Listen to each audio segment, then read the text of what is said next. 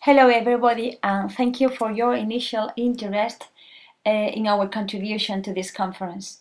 The presentation we bring here is entitled Lifelong Learning for Active Aging, E+COM plus 45, a European Experience.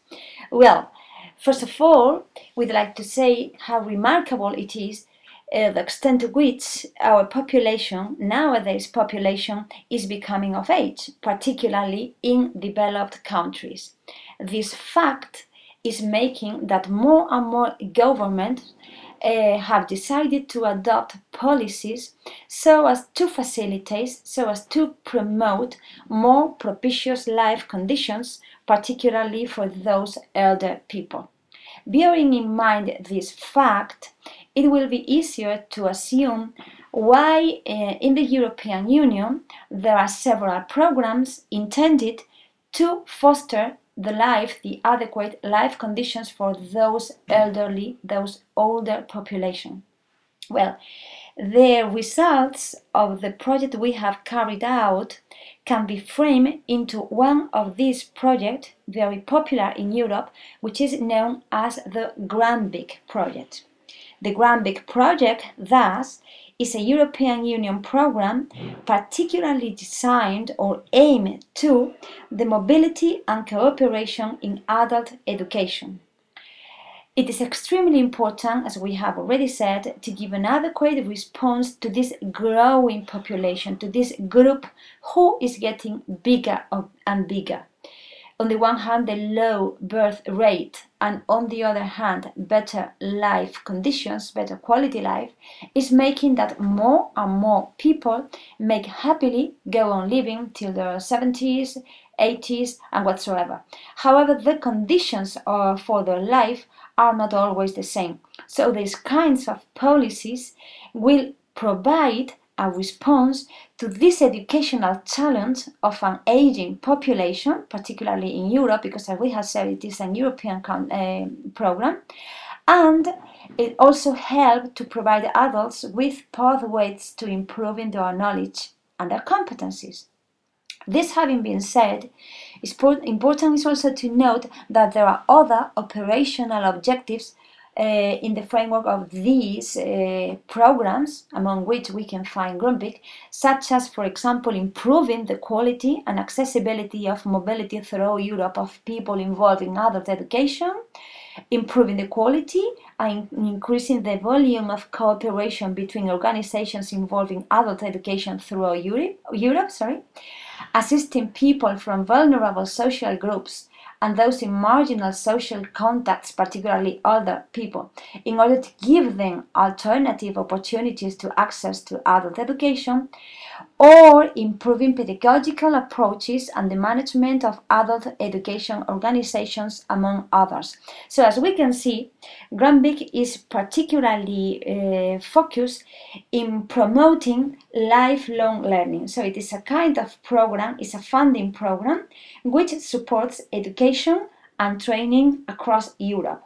It is made up of several different programs or initiatives, as we can say, covering the whole spectrum of lifelong learning. The lifelong learning program enables people of all ages to gain experience through studies, training, or learning abroad, and it also supports cooperation between schools, universities, or different kinds of enterprises in different European countries. The GRANBIC program funds training opportunities for adult education organizations, for staff, and also for learners. Adult educators can be involved in structured courses, conferences, and even job shadowing. Organizations can be part of an exciting partnership to share innovative and good practice, to get involved in exchange projects for seniors volunteer, or may host fun innovative workshops for learners from across Europe. We have considered it important to give this sort of background information so that you can better understand the framework of the partnership, the project we have carried out, and the result of which we are about to report now. We consider it also important to make you know about the priorities, the 5 most important priorities for the 2012 call in this framework of Grand Big program. As we have said, there are 5 priorities. First, to develop strategies for lifelong learning and mobility. Second, to encourage cooperation between the worlds of education, training and work. Third, to support initial and continuous training for teachers, trainers and education and training institution managers. Fourth, to promote the acquisition of key competencies throughout the education and training system. And finally, to promote social inclusion and gender equality in education training, including the integration of migrants. These priorities reflect the main issue, which is currently a priority, a point of interest in the political agenda for education and training in European Union. So we are worried, we are concerned with providing our elder population the conditions for a better life. Well, concerning now our project, important is to know that the result of it can already be consulted, have been already published in the European Shared Treasure website. So we can find the web E+COM plus 45 page, and there you can see the results already obtained by the cooperative effects of all the institutions involved. Concerning the institutions involved that we have just mentioned, we can say that there were several of us, namely E-Seniors from France, YSBF from Estonia, Intellet Kit Limited from Bulgaria, NetMex Limited from Hungary, FMP-CISL from Italy, and Aula de Mayores from the University of Malaga, which was the institution responsible of making the whole project run. We were a sort of head of the project. So, because the University of Malaga, Aula de Mayores, was heading the project, as we have just said, the results of it were updated and were published in a virtual space that belonged to the University of Malaga. Concerning now the objectives of our partnership or our association, we can say that in general they have to do with improving the pedagogical approaches and learning topics in ICT and e-work educational programs with a twofold pathway. On the one hand, we were interested in collecting data about the students, in the sense the seniors students' interest in learning, and on the other hand, we wanted to come to any sort of illuminative or conclusive result as regards good practices from a pedagogical point of view. Regarding the interest of learning, we try to identify the needs of these other people so that to enable those needs, integrate those needs in potential future syllabi. Also, we were intending to explore new ways of using computer so as to make it more visible and more accessible to them. And of course, we have tried in every moment to share our different viewpoints. As regards good practices, we have tried to achieve innovation and improve availability. We have always pursued to develop and of course to disseminate best practices. And in every moment we have tried to exchange approaches applied in the ICT field among all the partners involved.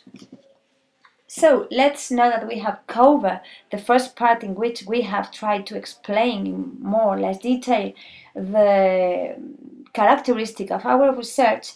We are going to move at this stage, at this point, to the quantitative analysis of the result we have of the project we have obtained, we have carried out. First of all, it is important to say that we designed a questionnaire in order to collect the data that we could then analyze. The total group of students, the total group of participants under study were 389, and 295 of them were the participants, so they took part in our study. The percentage of population having or lacking the characteristic under study was 0.5. The reliability of our study was that of 95%. The standard deviation was 1.96 and the standard error 2.81.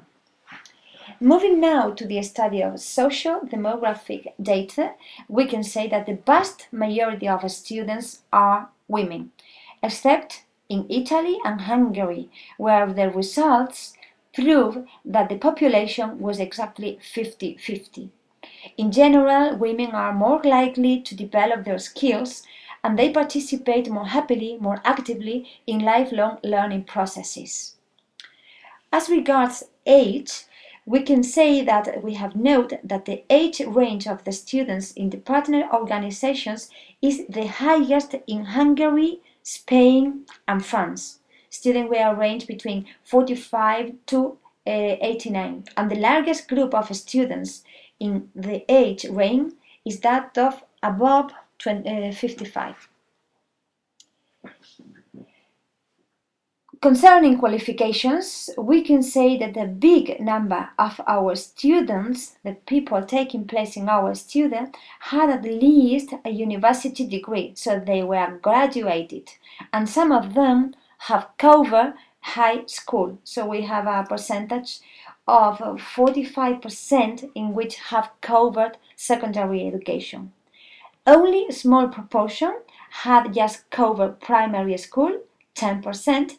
So with all these data in mind, we can say that important will be to take into account that their background knowledge is a certainly high one, and they may have potential motivations because of their educational backgrounds. As regards the students, the informant current occupation, we can say that a big proportion of the students were not employed. The biggest number of them, 136 students, were already retired. So it's not to say that they are unemployed because they don't have a job, but most of them were already retired, whereas 52 were actually unemployed. On the other hand, 63 students were employees. Probably the biggest number of students will be motivated to learn ICT or to improve their quality and to skills in ICT in order to become more active in their life, in order to improve their social network, and in order to be accessible, to be ready to participate in more and more activities. Now that we have covered the results obtained in the first part of the questionnaire, at this point we are going to move into the study of the interest and motivation, the students' interest and motivations. First of all, when we ask them about their needs to learn how to use the ICT, we noticed that the need for the ICT training was very high. It was clearly shown. The biggest number of students rated that need for learning how to use the ICT as 8 out of 10. So in a scale of 10, they rate them as 8, which shows that they are highly motivated for their training. In relation to their interest in ICT in general, 3 are the main activities that call their attention. First of all, they said that they wanted to feel better in their current activity. Second, they have an interest to learn ICT because they didn't want to feel excluded with respect to ICT, which are so prevailing in today's society. And third, they argue that they wanted to learn, or they have an interest in learning ICT because they wanted to feel more and more integrated in nowadays society. So these are the most important reasons for them to come closer to what ICT offers.